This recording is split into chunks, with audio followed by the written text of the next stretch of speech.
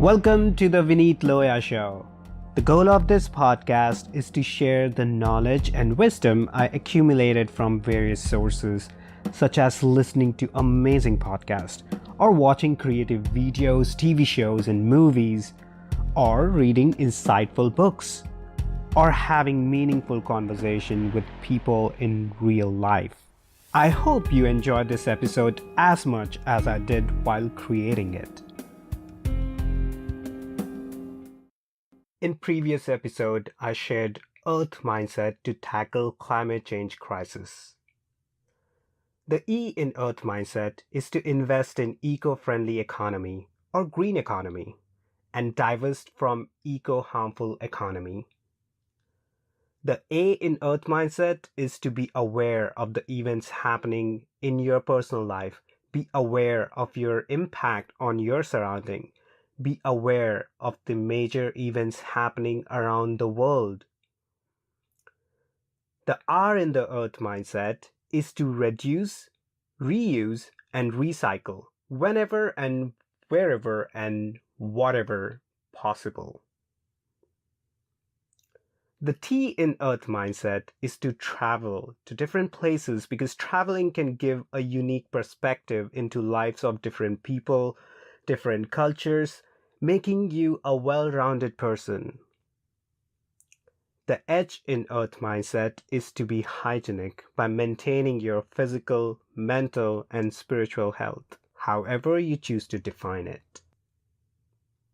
Apply these mindsets in your everyday life and do the right thing by playing your part to tackle climate change crisis by minimizing your personal carbon footprint. One of the fundamental law universe follow is conservation of energy. That means that total energy in the universe remains constant.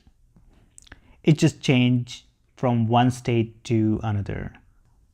Some of these forms are helpful for our survival and others are destructive. For instance, the carbon in the form of carbohydrates is essential for the body growth, and the carbon in the form of carbon dioxide is toxic. The current climate change crisis is pumping the buried carbon into the atmosphere. And this carbon in the form of carbon dioxide, carbon monoxide, is cooking the planet. And by putting more carbon in the atmosphere, we are adding fuel to the fire. At this point, we are past fixing or completely reversing the damage, but we can cut our losses. The only way to do this is to fast track to the green energy as a source of energy. This means developed countries leading the way by enforcing eco-friendly policies and by helping the less developed nations into switching to green energy. They can do this by encouraging the people to change their mindset and adapt Earth mindset. Of all the people, I know how difficult it is to change your mindset, even if it helps you in long term. But at this point in the history, we have no choice. If we don't bend, we will break. While the nations are playing their politics, we, the people, have to act at personal level as well. And this means working on ourselves and ensuring that we leave the world better than we found it. I believe that each and every one of us has potential to expand our self-awareness and modify personal behaviors which negatively affect us and the world. One of the simplest behavior change you can adapt to is to reduce, reuse, and recycle whenever and whatever possible. A mass adaptation of these three policies can significantly contribute in keeping the planet hygienic and habitable. And the best part of adapting to reduce, reuse, and recycle is that we can see the results relatively quickly. For instance, in 1960s, then Prime Minister of India, Lal Bahadur Shastri, inherited the office with a lot of challenges. One of the biggest challenge was shortage of food. And with the crumbled economy, it was very difficult to import the food from other nations. So, he launched a national campaign of skipping one meal per week. And he did that by following in his own personal life. He and his family, they all skipped one meal per week. In fact, the response from the people was so overwhelming that many restaurants closed down for Monday evenings. Of course, this alone did not create the surplus of food, but it definitely helped the government to battle food scarcity. Likewise, the personal actions you might take in your own life may not be enough to fight climate crisis, but it surely help. It will help the planet if you reduce overconsumption of food, electricity, water, and at the very least, when you reduce the overconsumption, you save money. And like I said, the amount of effort needed to modify these behaviors is very minimum. Few years back, I watched a TEDx video from Joe Smith where he spoke about reducing the use of paper towel just by taking extra few seconds. You can first rinse the hand properly and then trifold the paper towel sheet and wipe the hands. This extra few seconds could save sheets of paper, which in turn save you money and more importantly, save a tree. On similar note, if you spend 15 minutes a month to ensure that your vehicle's tires are properly inflated, it can optimize its performance and reduce the gas or petrol consumption. The best part is, once you train yourself to use these life hacks, your brain will get used to these new patterns and subconsciously implement it. In other words, your brain will automate these actions. And on top of it, you will feel good. And this feeling is similar to the feeling of helping a friend or a family, similar to donating your time or money to charity, similar to taking a stand for your beliefs and values. The feel-good factor is more like adding cherry on top of your pie. Or if you're like me, adding toppings on top of your pizza. But reduction is just one piece of the puzzle. The other pieces are reusing and recycling, as I mentioned earlier. These three concepts together can make big difference. Look at SpaceX and Tesla. SpaceX is built on the motto of reusing the launch vehicles. And this alone has saved billions of dollars to the company, let alone revolutionize the way space vehicles are launched. And just on the similar line, Tesla have designed their factories so that they can reuse the parts on different models. This alone saved them a lot of money and creativity in the future cars. I get it that we are not a billion-dollar company, so making these small changes will not save us $1 billion. But I would argue that hundreds of dollars to an average household is equivalent to millions of dollars to a corporate.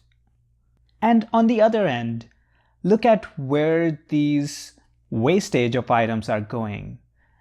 Your typical household waste will be buried in some landfill if it's not already piled like a mountain.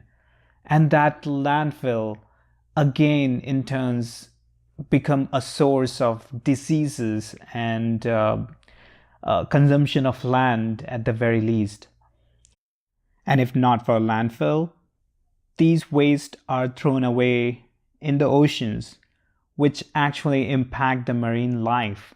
There are millions of fishes, millions of other sea creatures which are dying because of human waste. In fact, not just the marine animals and even the land animals are hugely impacted by this. There are a lot of birds which feed on the fish or which mistakenly eat these plastic waste and die as a result. So when you're not reusing the plastic and just throwing it away, you are actually contributing to the death of some animal. And I get it, maybe a lot of people don't care about that. Maybe they don't see the impact firsthand unless they see the result of their actions. And maybe even that doesn't bother them. But I'm optimist that majority of the people see value in playing their own personal part and being compassionate towards other beings in general.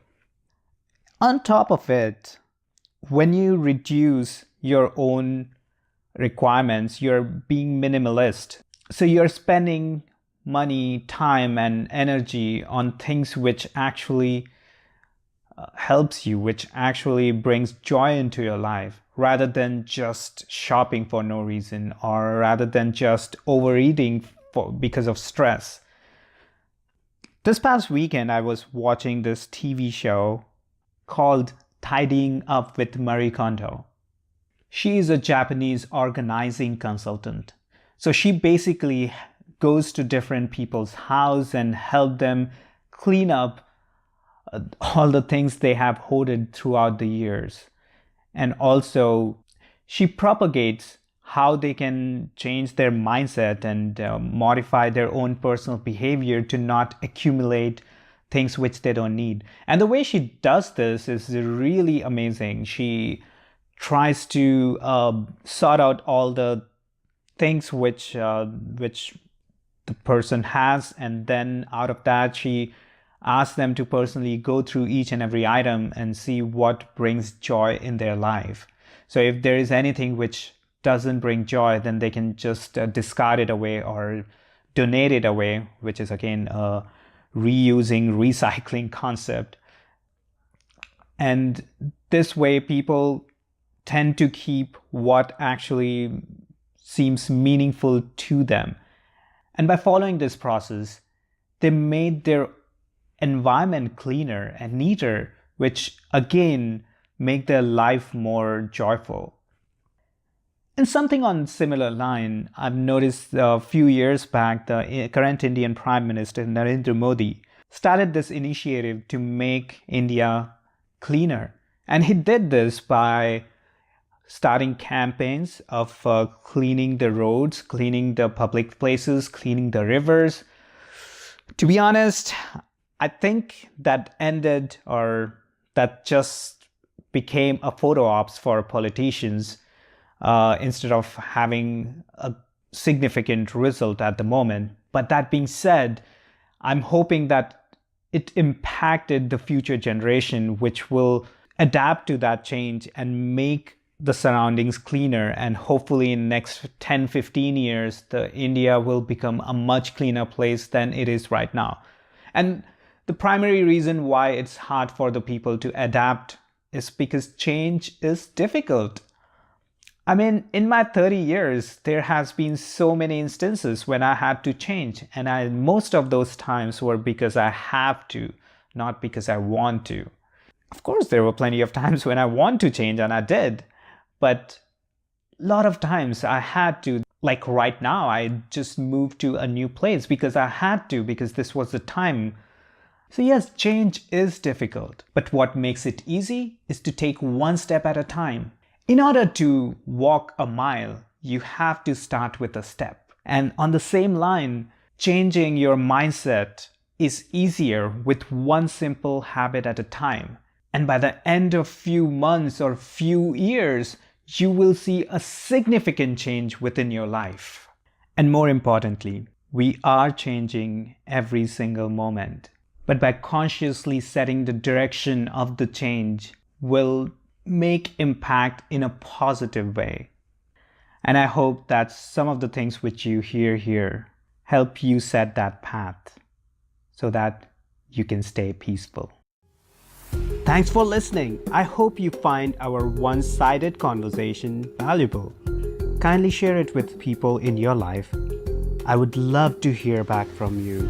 You can find me on Twitter and Instagram at Vineet Loya. Also check out my website vineetloya.com.